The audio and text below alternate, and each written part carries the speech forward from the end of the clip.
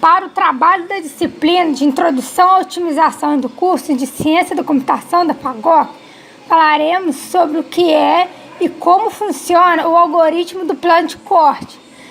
Na otimização matemática, o método de plano de corte é qualquer um de uma variedade de métodos de otimização que refina de forma iterativa um conjunto viável ou uma função objetiva por meio de desigualdades lineares, chamadas de corte. Tais procedimentos são comumente usados para encontrar soluções inteiras para o problema de programação linear inteira mista, bem como resolver problemas de otimização convexos gerais, não necessariamente diferenciáveis. O uso de planos de corte foi introduzido por Ralph. No fluxograma a seguir, é possível observar a ideia do método. Resolve-se a PL pelo método simplex e pergunta se a solução encontrada é inteira. Se sim, finaliza. Se não, adiciona mais uma restrição atribuída como corte e segue para o começo novamente, até que o objetivo esteja alcançado. Observando o gráfico, vemos que a solução dada é fracionária. Como o método visa encontrar apenas soluções inteiras, devemos encontrar pontos inteiros próximos, traçando linhas que seriam os cortes. No segundo gráfico, traçamos o corte num ponto inteiro, logo abaixo, que seria o 3 em Y. Para o segundo corte, traçamos outra linha logo ao lado e também próxima da solução para o ponto inteiro 4 em X. Afinal, adicionando esses cortes como uma nova restrição, obtemos a solução inteira 58 através do método gráfico. Os métodos planos de corte funcionam resolvendo um programa linear não inteiro. A teoria da programação linear dita que, sobre suposições moderadas, se o programa linear tiver uma solução ótima e se a região factível não tiver uma linha, sempre é possível encontrar um ponto extremo ou um ponto de canto que seja ótimo. O ótimo obtido é testado por ser uma solução inteira. Se não for, é garantido que existe uma desigualdade linear que separa o ótimo do caso convexo, do verdadeiro conjunto viável. Encontrar tal desigualdade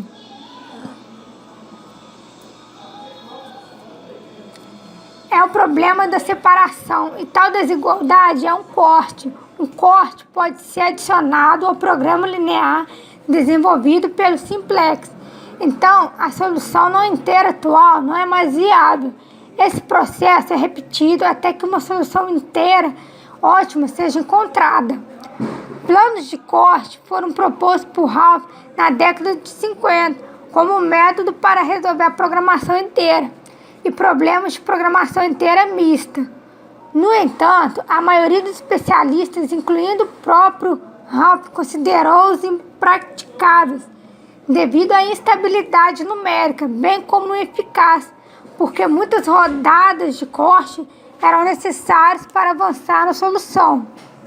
Outra desvantagem deste método, quando comparado com o método de partição e avaliação sucessiva, é que se interromper o método antes de ele chegar ao fim, não se dispõe de qualquer solução inteira, ainda que não seja ótima. As coisas mudaram quando, em meados da década de 90, Gerard e seus colegas de trabalho mostraram que eles eram muito eficazes em combinação com o branching de Boolean, chamando branching de cut, formas de superar as instabilidades numéricas. Atualmente, todos os solucionadores de problemas inteiros mistos comerciais usam cortes de Ralph de uma forma ou de outra. Os cortes de Ralph são muito eficientes, gerados a partir de um quadro simplex, enquanto muitos outros tipos de cortes são caros ou mesmo difíceis de separar. Entre outros cortes gerais para problemas inteiros mistos, Notadamente, o Lift Project domina os cortes de Hopf. Bom, usaremos como exemplo a seguinte função de maximização: z igual a 2x1 mais 10x2 mais x3 e suas respectivas restrições. Após alterarmos as restrições para a forma padrão, seguiremos resolvendo através do método simplex normal, já que o sinal de todas as restrições é menor ou igual. Adicionando os valores à tabela, procuramos na função objetivo o coeficiente negativo de maior valor absoluto, visto que estamos maximizando. Selecionada a coluna pivô, ao dividirmos os valores das constantes pelos valores da coluna pivô, encontraremos o menor valor na primeira linha.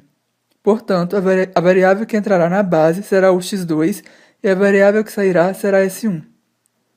Feitos os cálculos para achar os novos valores da nova tabela, poderemos notar que a solução alcançada é ótima. Não existem mais coeficientes negativos na função objetivo, então não há mais variáveis para entrar na base. Mas de acordo com o método de Gomory, ainda não há uma solução ótima porque existem valores fracionários na coluna das constantes. E o método visa obter somente valores inteiros nessa coluna. O primeiro passo é identificar, caso haja mais de uma fração a que possui o menor valor. Encontrada então a linha da constante de menor valor fracionário, é preciso reescrever toda essa restrição separando a parte inteira das partes fracionárias, ou seja, será transformada uma fração imprópria em um número misto. No final do vídeo deixaremos um link para um outro vídeo que explica esse processo. O segundo passo é ordenar a parte inteira para o lado esquerdo da igualdade e a parte fracionária para o lado direito, sendo toda a restrição menor ou igual a zero. Em seguida, elimina-se a parte inteira e move para o lado direito da equação os valores sem variáveis. Temos, portanto, a nova restrição. Agora devemos transformá-la para a forma padrão normalmente, e nesse caso será adicionada uma variável de folga devido ao sinal da inequação. No terceiro passo, integramos a nova restrição à última solução encontrada na tabela do simplex. Devido ao sinal negativo da constante, a nova restrição será sempre elegida a linha pivô a sair da base. Para encontrar a coluna pivô, procura-se pelo menor valor absoluto ao dividir os valores da função objetivo pela constante da nova restrição, desconsiderando o sinal negativo. Posteriormente, aplica-se as regras de cálculo do método simplex normalmente e obtemos a nova tabela, em que é possível observar que não há mais valores estacionários na coluna da solução. Logo, podemos concluir que a solução ótima para o problema, utilizando o algoritmo do plano de corte, foi atingida. Esta é z igual a 71, x igual a 0, x2 igual a 7 e x3 igual a 1. Irei falar sobre o algoritmo heurístico para o plano de corte. Ele tem o propósito para o corte bidimensional de formas irregulares, que no caso seriam a peça de roupa, como o exemplo que eu daria a seguir sobre o corte de uma roupa em uma fábrica. Existem dois tipos de formas geométricas envolvidas nessa questão do corte de peças da indústria do vestuário. O primeiro tipo são as peças com formato irregulares, que seriam no caso a peça de roupa, que são denominadas de moldes. E o segundo tipo é o material que será cortado, o tecido, que possui a forma retangular. A representação de ambas é feita por rasters, que é o tecido enquanto nenhum molde for encaixado. Ele é o todo, cuja representação é dada pelo número 0. Os moldes e o tecido são representados por grids de finitas partes de igual dimensão. A dimensão de cada grid corresponde a uma unidade de medida, sendo dependente da unidade de medida dos moldes e do tecido. Dessa forma, o usuário pode definir a precisão desejada conforme os dados que ele passa de entrada.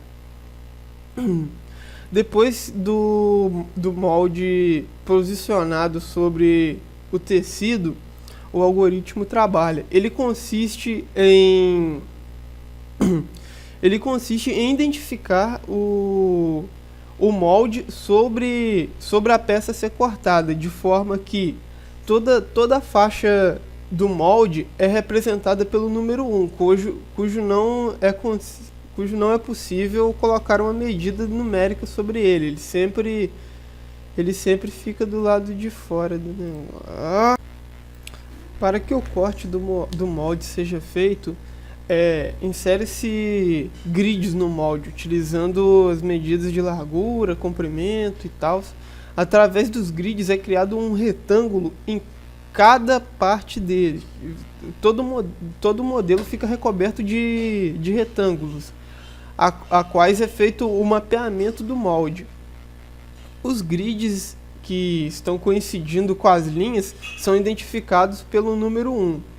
E para os grids que sobram, é feito um teste de individualidade para saber se aquele determinado grid é interior ou exterior ao molde. A partir de cada grid, destaca-se a direita, esquerda, superior ou inferior. E os resultados definem o conteúdo numérico de cada grid. Por exemplo, se ele encontrar 4, o ponto do grid da linha é inferior. Se ele encontrar 1, 2 ou 3 pontos de linha, é exterior. A representação gráfica do molde através da matriz bidimensional, o molde é salvo com as grids para processamento interno. Então é feita a representação gráfica do molde para o usuário do software, que é o estado final dele que ele já foi cortado. E tem outros casos também em que pode-se achar sobreposição, que é indicada pelo número 6. E o número 4 representa uma situação a qual o molde encontra-se sobre a parte interna de outro molde. E o número 2 indica que os contornos de 2 moldes se encontram. Com isso, é possível utilizar peças de encaixe e outras formas com buracos para fazer outros tipos de moldes de encaixe.